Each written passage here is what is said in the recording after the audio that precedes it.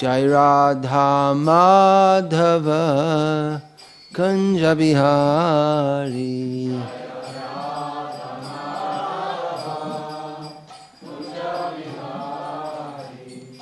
Gopi Janavallabha Girivaradhari.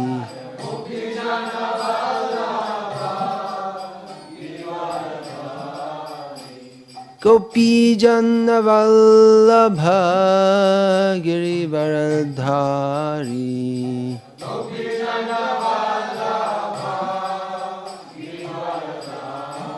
Yashodanandana Vraja Janaranjana. Yashodanandana Vraja Janaranjana. Yamunatiravanachari. Yamunatiravanachari. Jai Radha Madhava Kunja Bihari.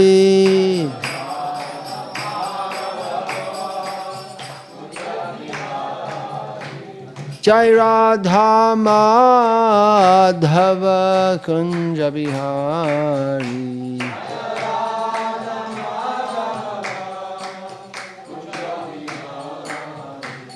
Gopi Janavallabha Girivaradhari.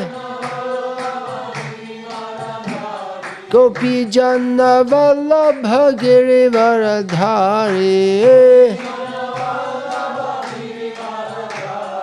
Yashodanandana Vraja Janaranjana. Yashodanandana Vraja Janaranjana. Yamunatiravanachari. Yamunatiravanachari. Jaya Radha Madhava Kunja Bihari.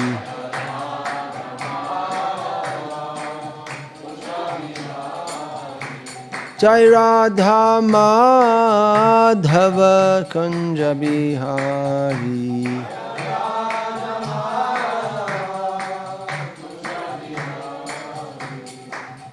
Jai Om Vishnupad Paramahamsa Parivrajaka Acharya Ashtotar Sata Sri Srimad A.C. Bhakti Vedanta Swami Prabhupada Ki Jai. Sri Sri Gaurnitai Ki Jai. Sri Jagannath Subhadra Baladev Sri Sudarshan Chakra Ki Jai. Samaveta Bhakta Vrinda Ki Jai. Gaura Premanande Haribo. Namah Vishnu Padaya Krishna Praishtaya Bhutale Srimate Bhakti Vedanta Swami Niti Namine. Namaste Saraswate Deve Gauravani Pracharne Nirvishesha Shunyavadi Paschatya Deshatarne.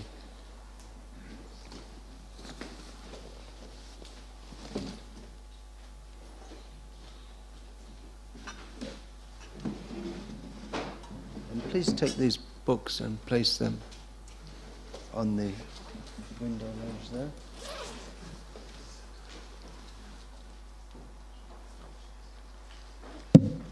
Ah, that's nice. Om Namo Bhagavate Vasudevaya.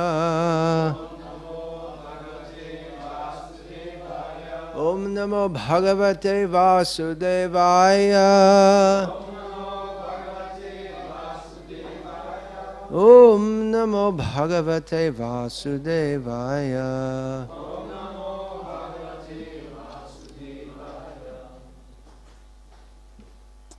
Om Agyanatimiran.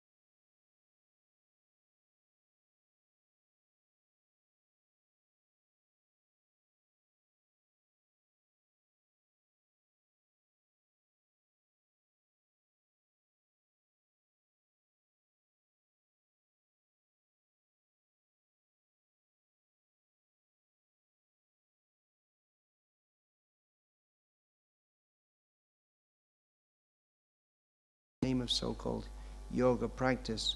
Ultimately, one must accept the destiny that has been ordained by the Lord.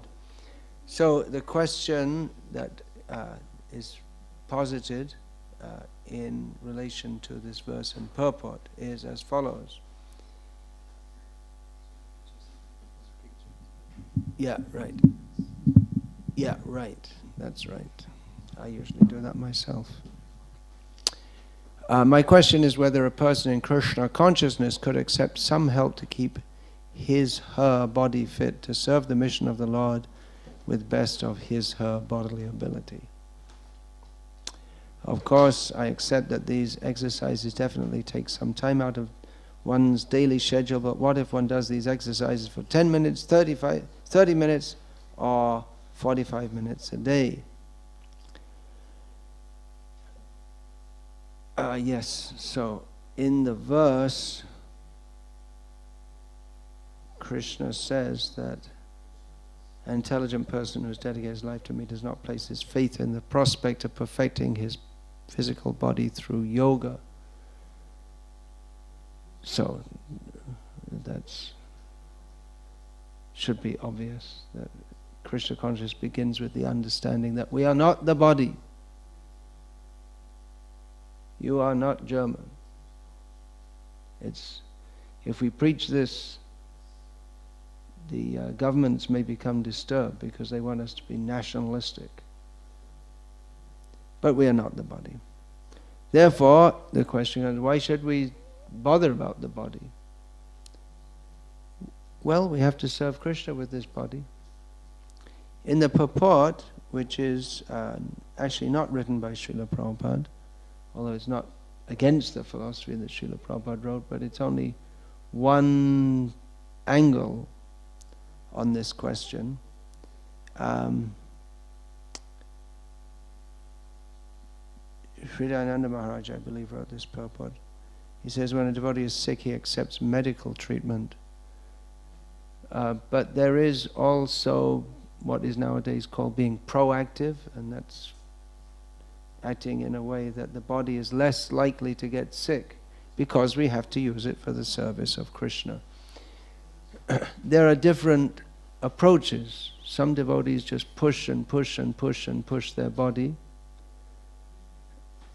which is laudable. Just push the body in the service of Krishna, don't worry about it, just go on pushing and pushing. But what often happens is that such devotees at some point become seriously sick, because after all, as long as we're in this material world, the bodies that we have, they operate under the laws of material nature. And although Krishna may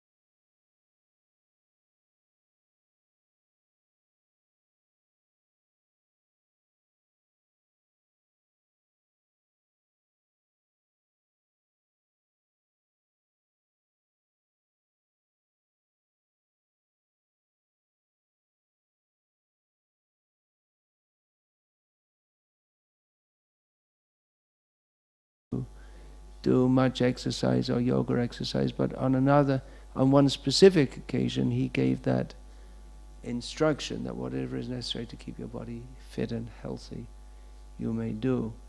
So, the devotee who's asking this question is studying Sanskrit for the sake of preaching and teaching. He's studying in Vrindavan. So by his service, is quite sedentary. I mean, he doesn't get sedentary. Know what that means? I mean,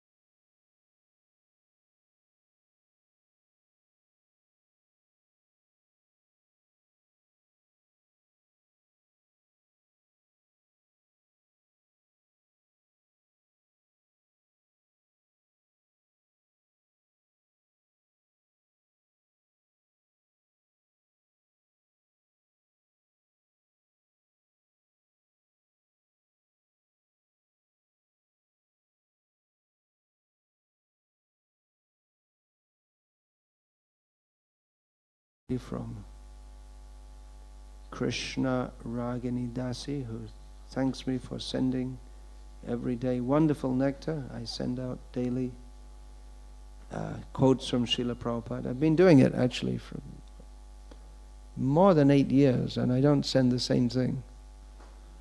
And I have more than 500 quotes lined up to send. As I read, I find more and more. It's all nectar. There's so much. Prabhupada has given us so much. So there are quite a few readers of this who I don't know. This query is from Krishna Ragini Dasi.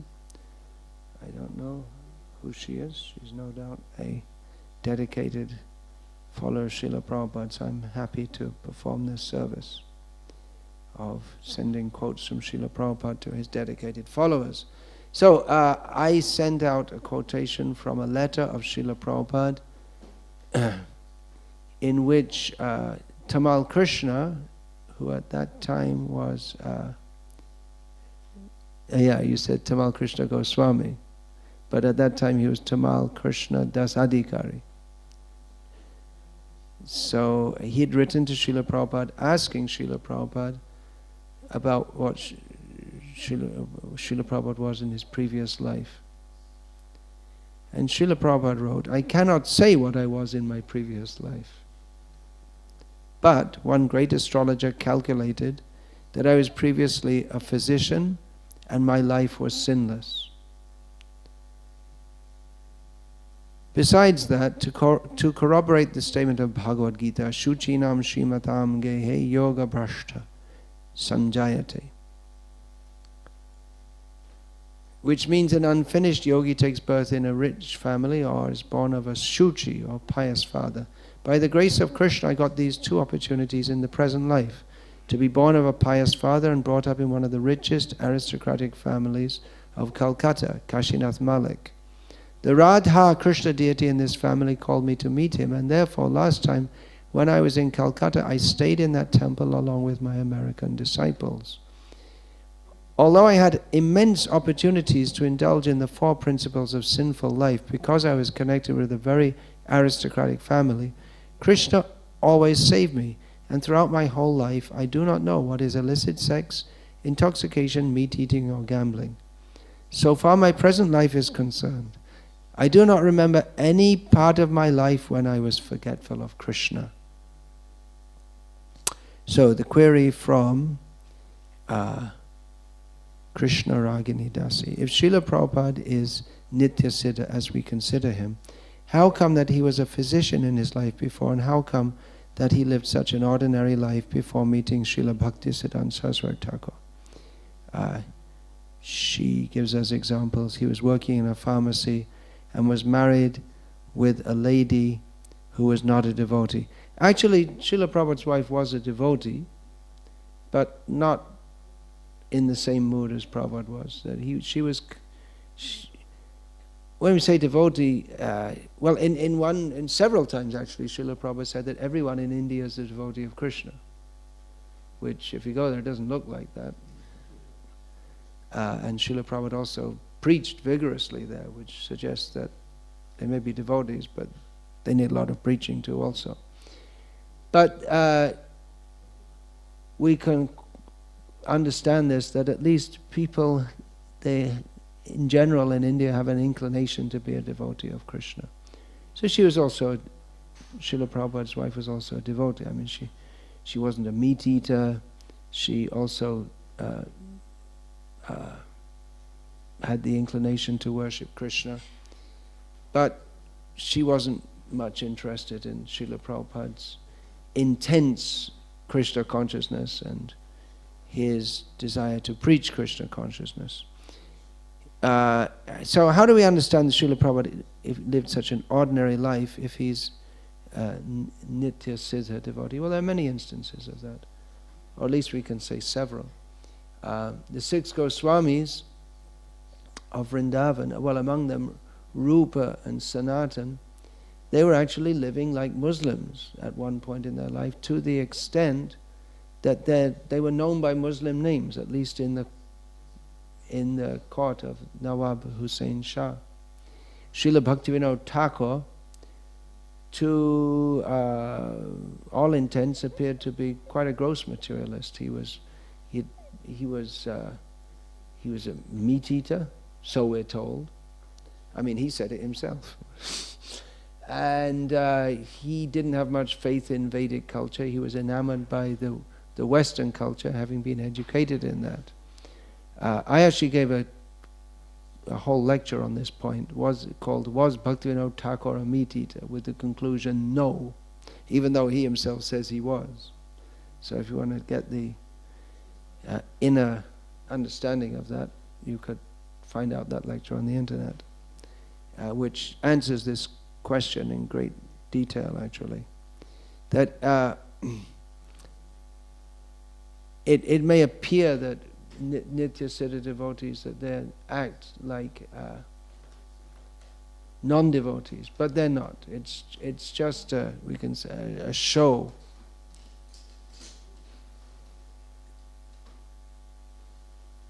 One reason for that is that it gives some direction how we who are contaminated and can take up Krishna consciousness. They show an example for us how we can take up Krishna consciousness, even coming from an ordinary background, and become fully purified. They show the way. So yeah, that question's answered in great detail. I just came to my mind just now, that lecture. Was Srila Bhaktivinoda Thakur a meat eater? So that should be on my website somewhere. That describes this whole thing in great detail. Certainly Srila Prabhupada is a Nitya Siddha devotee. We should never think that he's an ordinary devotee, and we shouldn't be confused by his apparent absorption in material activities, or at some point in life, as he himself says, even though he was apparently just an ordinary person, he never indulged in sinful activities. Even though he said, I had immense opportunities coming from an aristocratic family. In one of his conversations, Srila Prabhupada explained how some of the senior members of that family, they used to call prostitutes for dancing, and then they would indulge with it. People have money, they can spend it for whatever they like. And Srila Prabhupada described, he saw this, how there would all be, the girl would be dancing, and all the members of the senior members of the family, they would be sitting around looking, and Srila Prabhupada said, it's like a dog smelling the vagina of a bitch.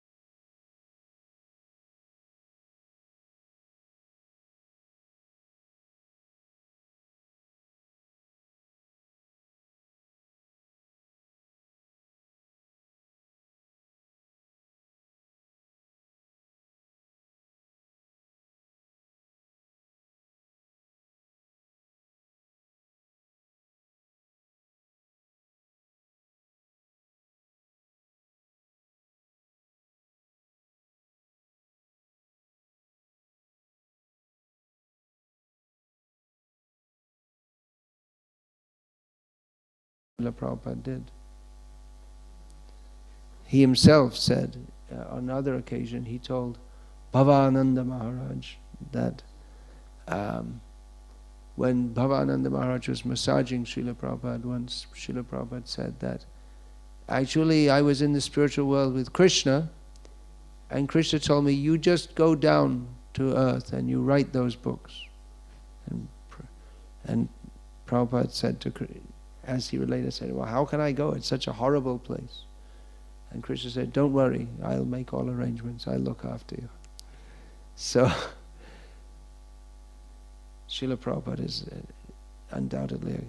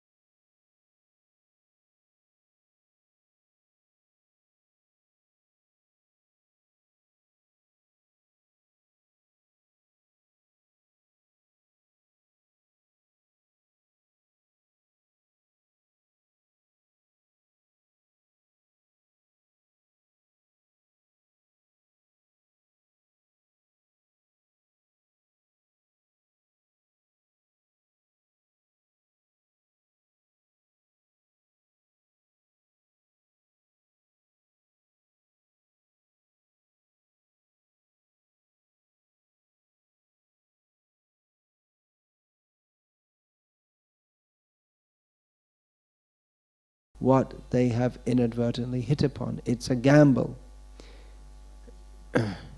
I feel that somebody from among us ought to make the effort to bridge the gap between them and us. That's why it's called bridge preaching. By making this Krishna conscious information available to them. I can hardly call it preaching, let alone bridge preaching, because I'm not making a sustained effort or contact with them to cultivate them, so the danger to myself is less. So far I've written to best-selling Oxford-educated author Nicholas Evans on the difference between sex and love, which point he explored in a dialogue between two of his characters in his book, The Divide. I went on to cite the analogy from Bhartrihari's writings that powerfully depicts sex, which she quotes here. A dog, hungry and emaciated, deaf and missing his tail, is compelled by Cupid to chase a bitch. End of the quote. And that when we mistake lust for love, we suffer. One of his characters ruminates on how human beings are very strange in that they experience conflicting emotions, love and hate, joy and despair, courage and fear, all at the same time. It was easy for me to preach from the Bhagavad Gita here on duality, the illusory energy in this world. 2, feminist-type journalist Kalpana Sharma, who spoke against the custom of Indian women being forced to lose their name and identity after marriage and accept a new name, I wrote about the potency and potential of spiritual names given by Guru to disciple. 2, Indian-born governor of South Carolina, Muz. How do you pronounce that? MS dot. How is that pronounced? Muz? Muz. Muz. In German it's pronounced Muz. I never know how to pronounce it. MS dot means they don't want to differentiate between the married and the unmarried state. Miss? I don't know. Nikki Randhawa Haley, who is pro-life, anti-abortion. I paraphrased sections of Bhagavatam Canto 3, Chapter 31. So, her questions. Would any of this or all of this qualify as bridge preaching with its attendant dangers? Because these people are busy and may not even acknowledge my mails, there is no way of knowing if and how it impacted them. Is it worth continuing with this type of preaching? To the second question, I might have a partial answer. Shortly after I wrote to N.R. Haley about Shastric evidence for life symptoms in the womb, I received an invitation to lecture to a gynecologist's club here in my home base in Trivandrum, Kerala, South India. There just might be a connection here. What are you going to say to gynecologists? Whenever I'm introduced to gynecologists, I ask them if they do abortions, which in many cases they either do or recommend. And I tell them what Shastra says about that, which is that it's highly sinful, and that those who perform abortions, they have to themselves enter a womb and be aborted. It's very heavy. So,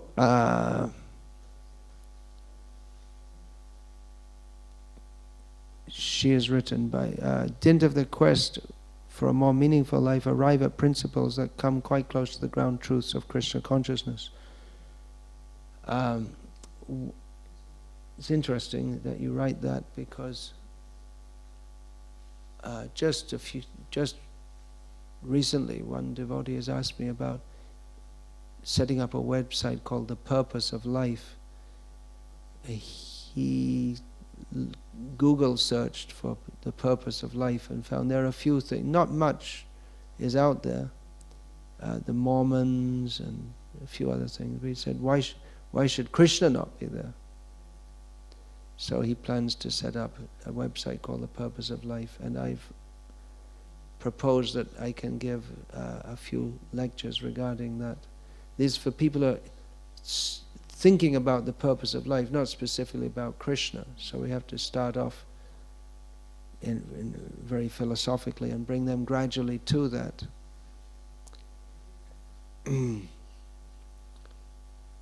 So this lady devotee has written to me. She might be interested also to contribute to that effort, the Purpose of Life website. So what happens when we do this kind? Yeah, it's a gamble, she writes. It's a gamble, this kind of preaching. You don't know what's going to happen. That's true with any kind of preaching. We don't know what's going to happen. People may accept it, they may reject it, they may ignore it, they may take it seriously later. That often happens.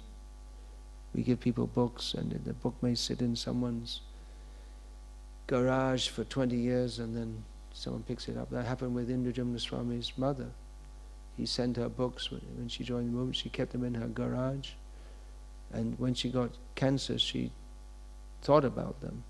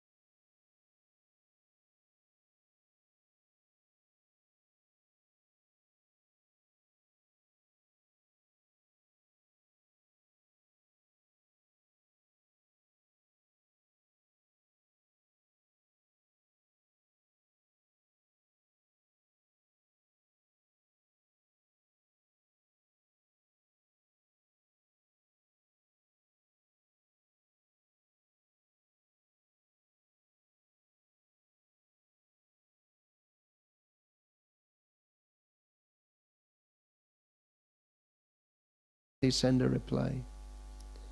But you can understand it's not him doing it. I mean, even little me, I have far more mail than I can keep up with, what to speak of the President of the United States. And more mail than I can comfortably keep up with, let's say that. So, her questions, with this, bridge preaching, all preaching is bridge preaching, but because you have to try and make a bridge between yourself and or between the person and Krishna. But some is more indirect than others. That's is it worth continuing this type of preaching? Well, you have to see. I would say try it and see. There's also plenty of direct preaching to do, but you can try it and see, and try to contact and influential people. And as you see, if one has a sincere desire to preach, Krishna may reciprocate in a different way than you expected. Just like she writes that I sent this letter to the governor of South Carolina, giving shastric evidence for life symptoms in the womb, and shortly after that, she received an invitation to lecture to a gynecologist's club. So there might be a connection here. Yeah, looks like Krishna's making the connection. Paramatma is making the connection. So that's all I have there. But there is something else. If I speak about it, it'll take another maybe 20 minutes or so. Shall I go on, or do you all want to go? Continue? Okay. Well, if I say 20 minutes, I mean, it could be much more. Devotee friend of mine, when I say friend, he's considerably junior to myself, but I've known him for many years. He strongly opines that our devotees need to dress in what is less charitably called kami clothes, or secular dress, or ordinary dress, so that we can interact with the public, and this kind of dress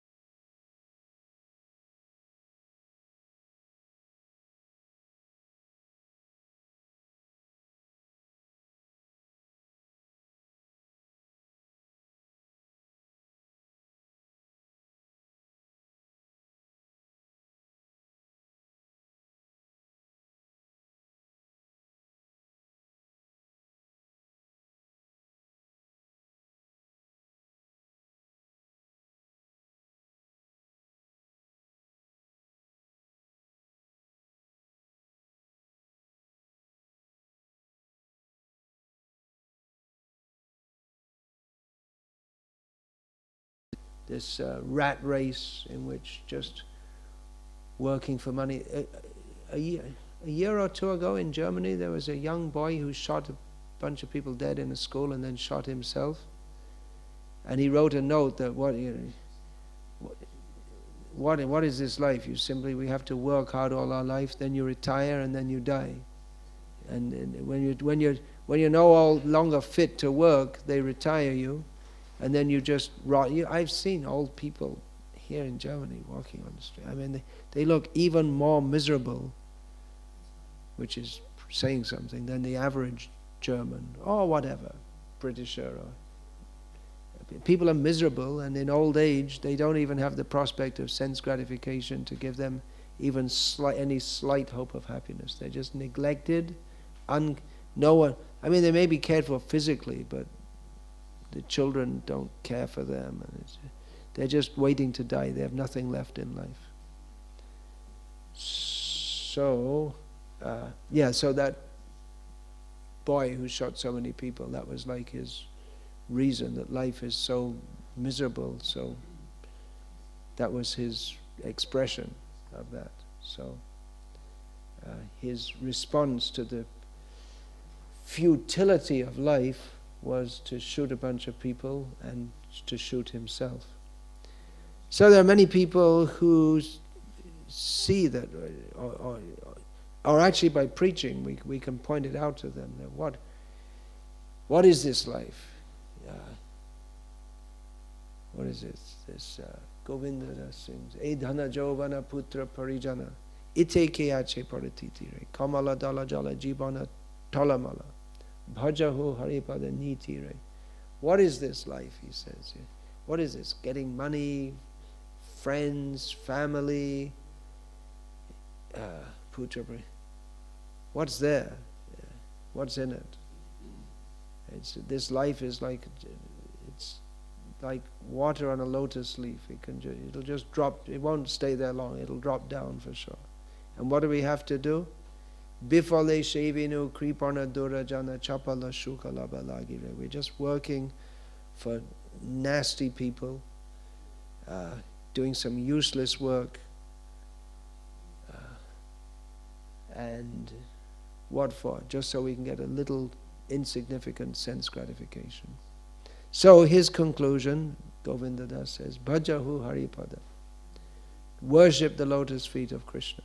So that's hope amid the hopelessness. So we can present Krishna consciousness like that. And that the revolutionary style. We should also set up our farm community so we have actually a real alternative for people to live their life in such a way that they don't have to go on working in the karmi society and being victimized by that karmi society. So I prefer a more revolutionary approach.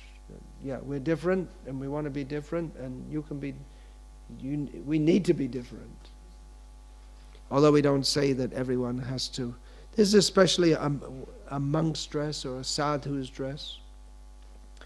But there is scope for preaching in other ways also.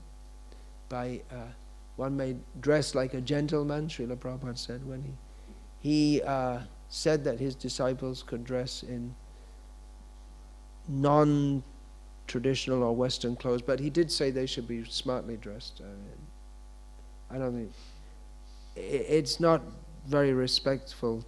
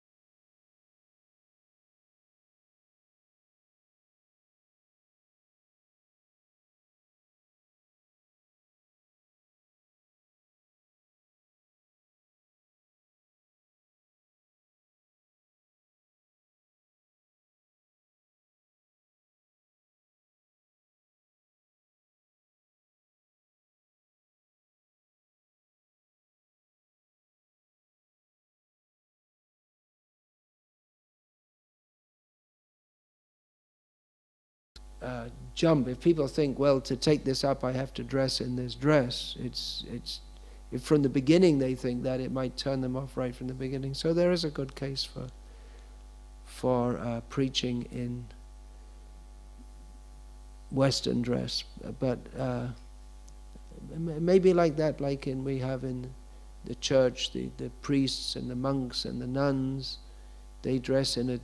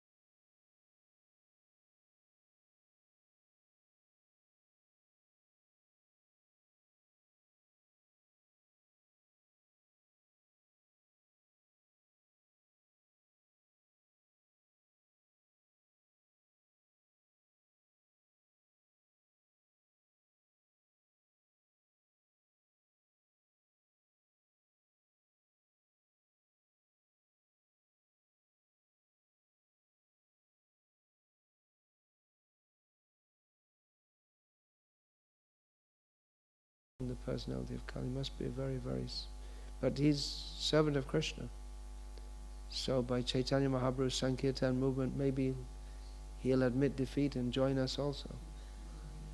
And then there'll be no more Kali. He can also go back to Godhead.